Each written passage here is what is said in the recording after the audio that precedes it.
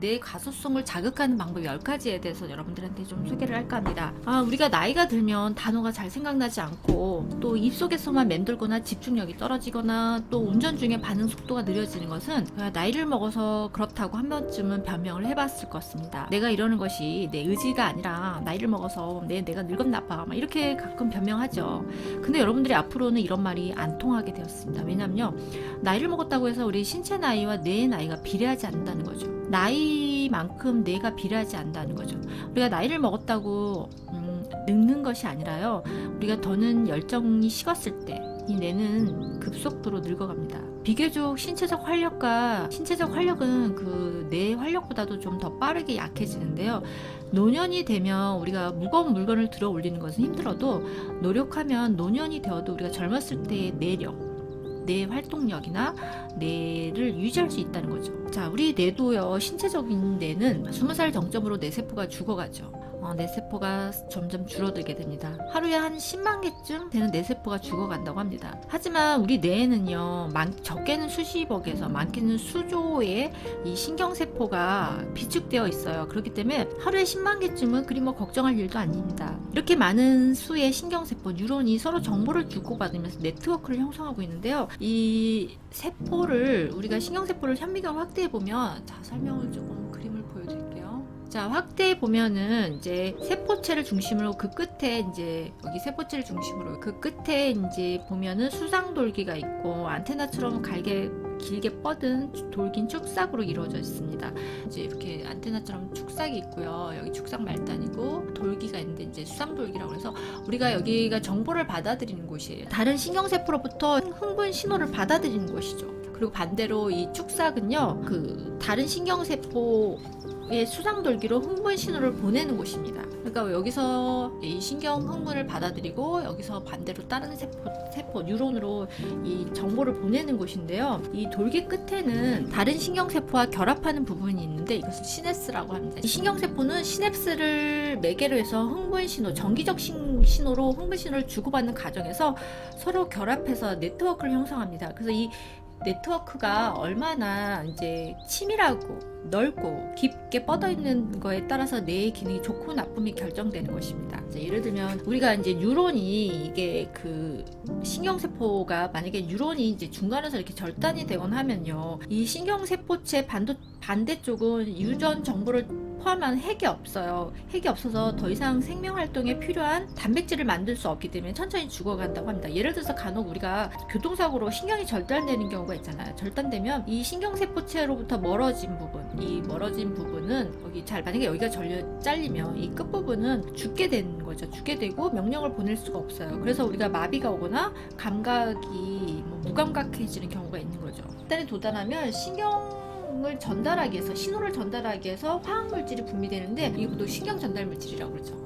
그래서 이 신경 전달 물질이 분비가 되고 여기를 통해서 이제 정보를 전달하는데, 이 가지가요, 많이 뻗어나가는 경우 있고 적게 뻗어나가는데, 아이들 신생아 같은 경우는 이 정보 가지가 별로 촘촘하지 않거든요. 많이 안 뻗어나가는데 성인들은 점점점 이 네트워크가 굉장히 원활해가 가지가 더 많이 뻗어나가고 이 외부 자극이 많을수록 이 가지가 점점 더 두꺼워진다는 거죠. 그래서 여러분들이 이 네트워크가 얼마나 치밀하냐, 그리고 또 얼마나 넓고 깊게 뻗어 있냐에 따라서 뇌의 기능이 좋고 나쁨이 결정된다는 거죠. 그래서 뇌 신경세포는 정보를 전달하는 기능을 하는데, 자극이 가해지지 않으면 자신이 필요 없다고 인식하는 순간 정보 전달을 위한 시냅스를 없애고 죽여버린다는 거죠. 반대로 외부 자극이 자꾸 가해지면 시냅스 회로를 새로 만들고 정보 전달을 위해서 뇌가 활발하게 움직이면서 네트워크가 점점점 더 많이 뻗어나간다는 거죠. 그래서 사실 인간의 뇌의 용량은 한계가 없다고 보는 이유가 이 네트워크 때문입니다. 왜냐하면 무수히 많은 이 천문학적인 네트워크가 형성될 수 있기 때문에 우리가 뇌를 가르쳐서 흔히 소우주로 비유하기도 하고요. 이 신경세포의 네트워크 결합은 계산상으로만 따져도 최대 100조 이상에 달하는 경우니 우주에 존재하는 별보다도 훨씬 많은 숫자라고 할 수 있습니다. 그래서 제가 아까 우리가 뇌세포의 신경세포는 나이가 들면서 감소되지만 우리가 나이를 먹어도 어떤 학습을 하냐, 어떤 외부 자극을 받느냐에 따라서 이 네트워크는 얼마나 촘촘해질 수 있다는 거죠. 이렇게 네트워크가 촘촘해지고 또 네트워크 가지가 더 두꺼워지고 이럴 수 있다는 거죠. 그래서 여러분들이 나이가 들면 자연스럽게 신경세포는 죽지만 잘 관리만 한다면 신경세포 간의 네트워크를 잘 유지할 수 있습니다. 특히 뇌 가소성이란 이 단어가 있는데요.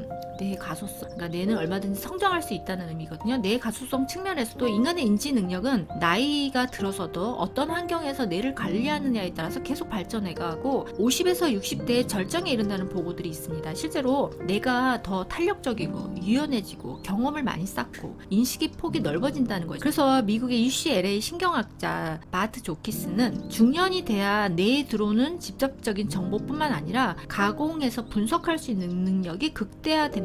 그래서 이 주장을 위해서 이 사람이 뭘 했냐면 MRI를 사용해서 18세에서 75세의 300명을 대상으로요, 이 대뇌에 있는 백질의 양과 분포를 측정했습니다. 대상은요, 이 알츠하이머나 파킨슨 등 뇌질환을 앓고 있는 사람과 건강한 젊은이들이었죠. 그 결과 건강한 50대 신중년 대부분은 중요한 사고를 담당하는 전두엽과 측두엽에 있는 이 미엘린 양이 절정이었다고 합니다. 이 미엘린 양은 뭐냐면요, 우리가 이게 신경세포를 싸고 있는 막에 있는 이 막을 미엘린이거든요.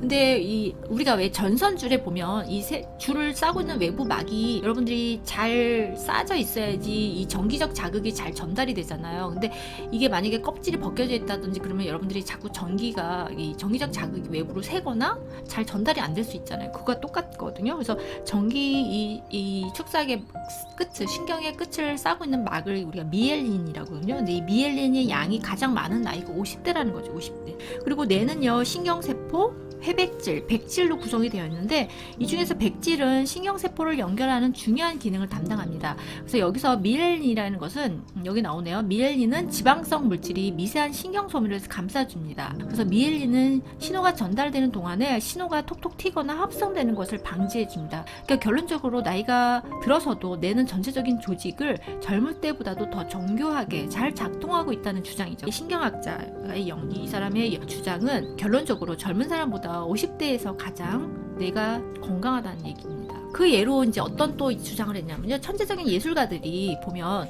우리가 뭐 천재적인 작가라든지 예술가라든지 음악가라든지 이런 사람들 있잖아요. 저술활동이나 창조적인 활동하는 작가, 뭐 미술가, 음악가 이런 사람들 봤더니 만년에 나이가 들어서 본인의 대표작을 완성하는 인물들이 더 많았다는 거죠.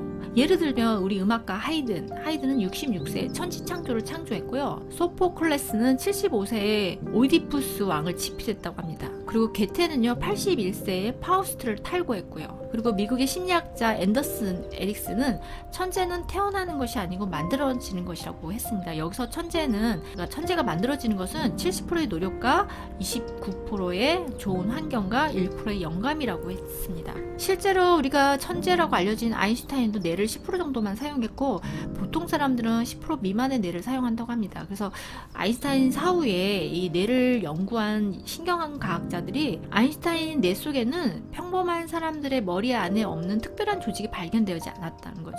그냥 보통 사람들하고 똑같았는 거였다는 거예요. 보통 사람들, 그러니까 뭐 특별한 조직이 발견되지 않았을 뿐 아니라 천재나 보통 사람이나 문제를 해결할 때는 동일하다는 거죠. 그래서 인간의 CEO 역할을 하는 이 전두엽의 기능을 잘 유지하고 관리하는 것이 관건입니다. 그래서 전두엽의 기능 중에서 이 전략적 중력은 우리가 보통 이 어린 20, 30대가 가장 낮아요. 집중력이 낮은 나이라고 생각해 보시면 돼요. 집중력이 사실 여러분들이 젊은 친구들이 집중력이 낮거든요. 그 다음에 통합적 추론력, 우리가 추론하는 능력은 우리가 보통 20대가 가장 높을 거라고 생각했었어요, 보통 사람들. 근데 추론 능력은요, 65세 이상의 노인들이 가장 뛰어났다고 합니다. 그러니까 우리가 추리소설을 읽을 때 가장 범인을 잘 지목할 수 있는 나이가 65세라는 거죠. 그 다음에 여러분들이 아까 제가 뭐 창의력이나 앨런 머스크 얘기를 많이 했었는데, 혁신적 사고력은요, 여러분들 잘 들으세요.